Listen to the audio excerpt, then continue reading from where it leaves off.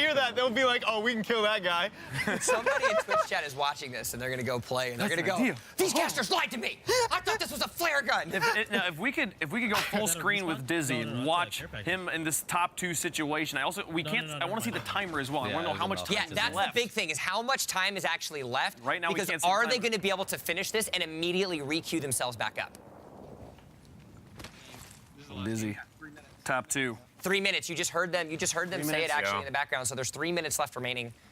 If they can finish this and get into another game, I think that's GG. Yeah, it will be GG. I feel like since we hit the 6-minute mark, this game has literally been, can Dizzy clutch before the end? And if so, this is going to come down to the fact that they were able to get a larger, at least one extra game considering. You can see he keeps pulling up his minimap. Look how far all of his teammates, Ninja and King Richard, are at least 250 to 300 meters away from each other because they have to go for this spread approach. They know that there is a chance that they are super close with Reed's money team, and so everything is coming down to getting this last squad. But yet again, ladies and gentlemen, we find ourselves in our favorite mini game, which is where is the last squad? Yeah, where is the last squad is definitely going to be a struggle here. They're exploring so far outside of the circle, and I feel like if I'm the last squad left in a circle this big, I'm going straight for the center.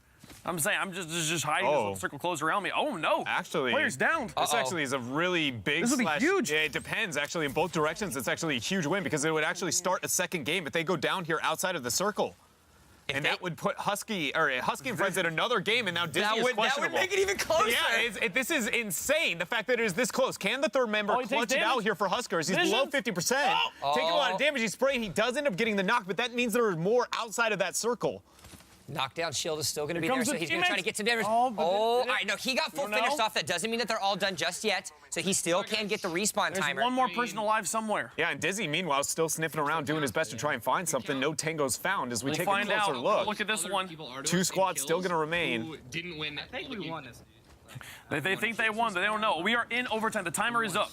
The time is up. Oh, wow. This is it. So now this is they the last didn't do match. it. Vision has to win that. He has to win that game. I think there's no chance. That's the biggest thing, is that we thought Dizzy may be able to get another game, and look it, they were unable to clutch this out and find the last member before that threshold. This is so close, it literally is going to matter who wins this game. You win this game, with the kills you get from it, you have a chance of overtaking it. I'm not going to lie, man. I feel like the fact that they were not able to get another game is going to be able to set them back, but I think it is. I don't know. They are. They had a 9-point lead last time we saw.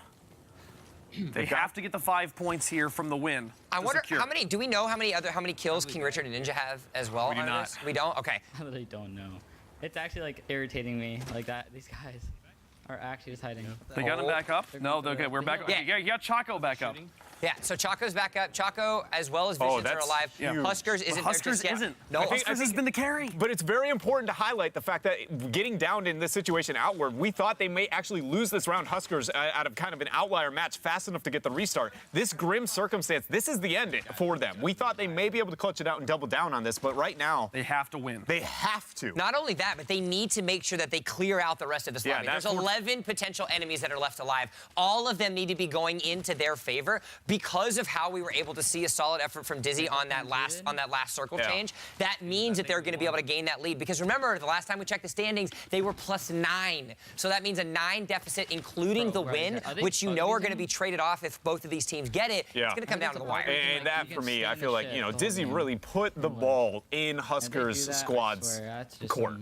Straight up with the splitting and the isolating to increase the probability of finding those kills, or at least discovering the information of where they are, has set them apart here.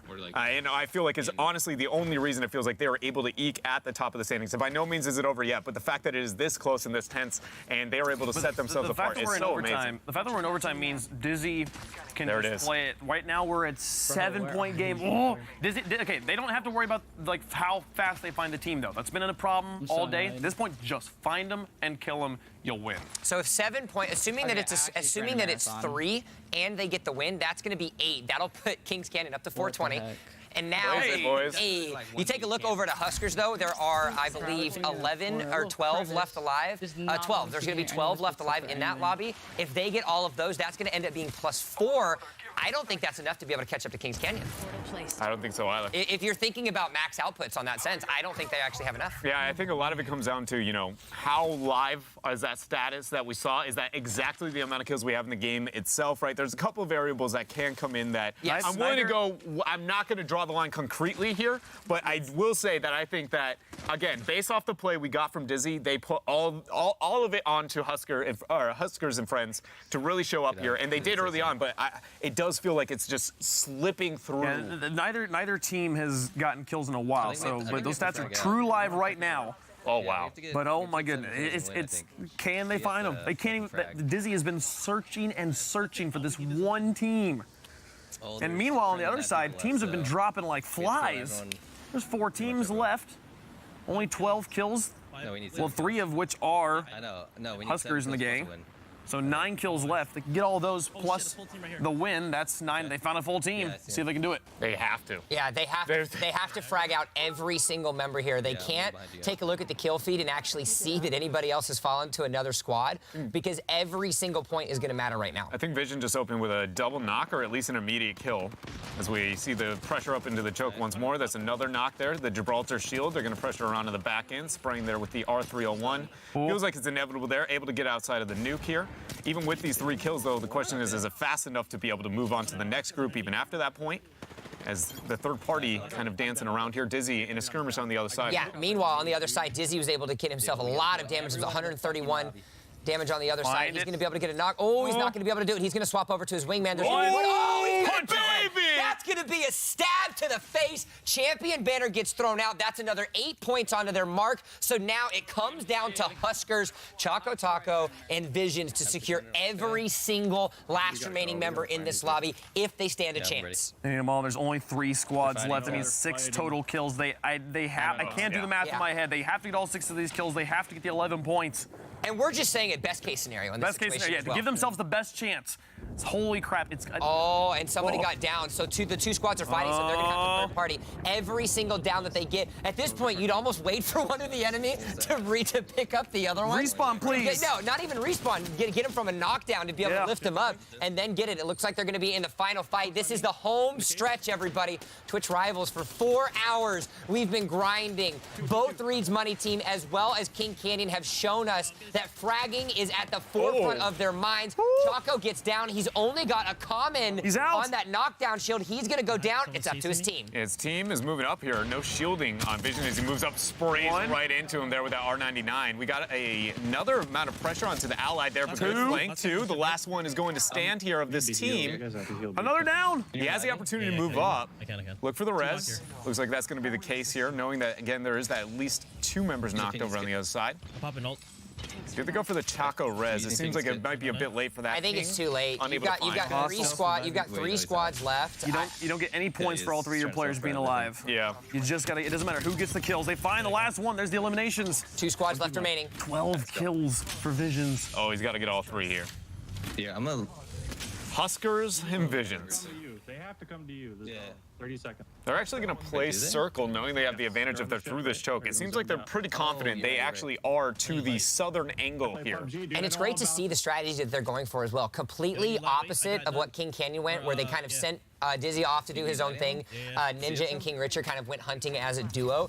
They are understanding. Choco was like, don't push up. They have to come to you. So let's take a break, recollect yourself, and put yourself in a better position to try to make sure that you get this win. I think that is one of the beauties of taking away from the North American segment, is that we have had very different playstyles. It feels like right here with Reed, we have had be a team, be a unit, and work together, and we're going to rise to the top. And whereas it feels like, what we've gotten from the other squad is the fact that they have just been more, we're mechanically, individually better than a majority of the people here, and we're going to try and capitalize best here based on our circumstances. They were getting shot at from the supply ship, and they've decided to leave. Yeah, I think it's mainly because the circle advantage, right? And again, time no longer matters now. It is literally they just have to win and get these kills against the only squad that remains. The squad cannot be eliminated by anybody else. There's nobody else in this lobby. It's just can they frag and get the win. I'm at 12. There's going to be a supply drop that they have the opportunity to move into. The only reason I bring that up is because normally we want to see players maybe prioritize something like that, but because time no longer matters, I think you're going to notice our players also probably less up in their face. Yeah, some level of confidence when aiming down sight, but overall they can very much take a breath. So, respawning actually coming up for Chakotaka. So, despite the thought process that me and you had here, Dreadnought, they're actually going to choose to revive him. And now, all the meanwhile, you're going to see a nice little tactical scan is going to come out here by Visions to see if they can find the last one. They have a rough idea of where they are, but they don't have an entire knowledge. Because this is only, I believe, round 3, the ring still doesn't do a whole lot of damage, so they have an opportunity to kind of reroute themselves around if that enemy team so chose. So now they're making sure that they play cautious, they check their corners, and they don't go too far away from each other because they need to win these last battlefights. Yeah, and when looking towards the remainder of this fight, the second that you find them, expect Visions to immediately plop Blood of the Hunt. He's going to look to get the reveal and make sure he finds individuals. And I actually like that we have seen him hold on to it here a little bit longer until he knows there's a possible skirmish, or at least a bit more confidence, you know, more up on the 90th percentile before you are willing to use that. Because if it's only for scanning, well, as we've seen, it doesn't always, you know, get you in the situation to find a couple of those kills. Visions feels pretty confident, though, around this corner. Being very cautious here. Again, making sure that they don't go anywhere too crazy. The other issue as well is because they're finding themselves at the end of the game where they are, there's so much verticality, there's so much, there's so many places that the enemy can be that they're going to have to be careful, make sure they check all of their corners. Great job actually by Visions to decide to find himself at a high spot. You gotta make sure, oh, there's a roof, oh, there's a roof, oh, there's a climb. There, he's able to get it. I'm just gonna stay up here, dude. And it's also really beneficial because if somehow they're below the canal, right, they have to move through him. The only way up to him is one zip line outside of any other creative, you know, plays using the character kits themselves. Okay. Come here, I don't like it. I don't like it. Come It to just me, seems Chaco. no reason. There's no reason for that. We can just sit here together. I like and win that. the You game see them and win always one. reeling it in, right? They're getting impatient. It's so common as a Battle Royale player to have impatience at moments like this. Honestly, I don't think Battle Royale is the only one, but it shows the most within a Battle Royale how eager you can become. My heart's beating. Yeah. Like I'm in top 2 with them. There's so much on the line here. I was about to say, congratulations, I'm glad to know that you're alive. Yeah, Your heart dude, beating. it feels so good. Feel the oxygen. Circle closing. This is a huge moment. Blood of the Hunt's going to be very, very soon here. With the pressure that's going to bring up the other team to come in, there's the vision. Oh, Here there we it go, is. boys! Beast of the Hunt is here. It's time to rock and roll. The last 2 squads are alive, and it's Airstrike on you, Reed's airstrike on. money team that needs to get these last couple kills, as well as the win to ensure that there's even a chance they can compete with Someone's Kings damaged. Canyon.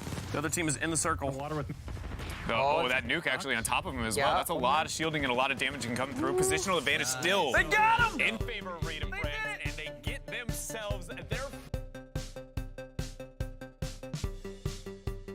Dun, It was dun, King dun, dun. Canyon by...